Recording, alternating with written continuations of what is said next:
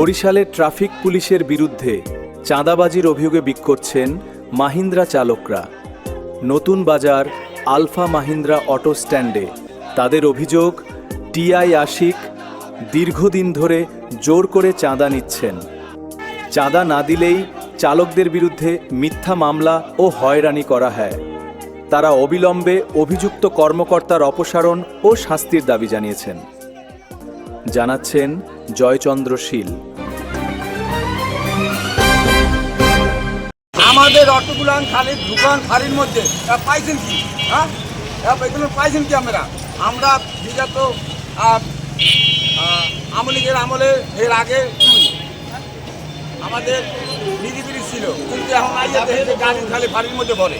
কেন ধরে আইয়া ব্যবসায় আশিক রহমান টিআই আমাদের কাছে আমাদের আগে যেরকম ভেবে ছিল এইরকমই থাকে।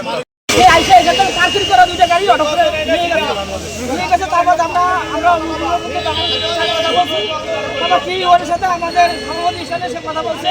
সে বলছে তোমরা এখানে সাহায্য পাবা, কিন্তু এখানে তোমাদের লোক ডিউটি করা লাগবে, যাতে কোনো দাম সৃষ্টি না হয়।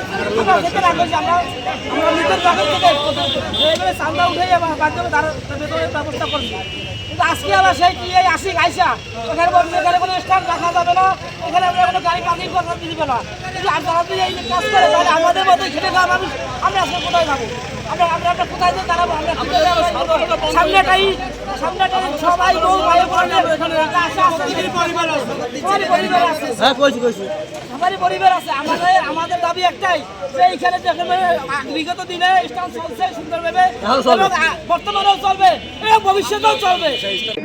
এই বিষয়ে আমার জানা নাই, ঘটনা ঘটার কোনো সম্ভাবনাও নাই। ঠিক আছে, তো আমি তারপর সিলের সাথে তাদের যে দাবি দেওয়া বা তাদের যে ক্ষোভ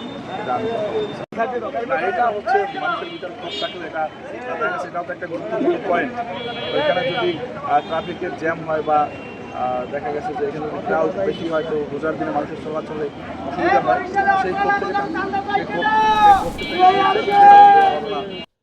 আমরা এখানে যাতে বিশৃঙ্খলা না হয় সেই আমরা নিজেরা করি।